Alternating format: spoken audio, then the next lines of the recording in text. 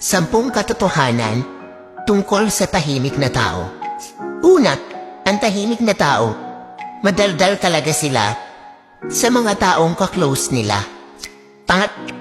Sila ay may 1 o 2 kaibigan lamang, yung totoong kaibigan. Pangatlo, mahiyain sila. Pang-4, madalas nagsasalita sila sa isip nila.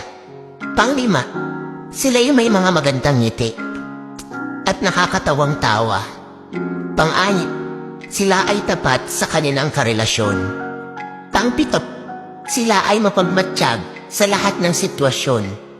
Pang-8, tahimik sila pero iba humagalit. Kaya wag na wag mong gagalitin. Pang-7, sinasarili nila ang nararamdaman nila kahit nasasaktan na sila. Pang-10, pag sila nakilala mo ng lubusan at maging komportable sila sa'yo, doon nila ipapakita ang totoong sila.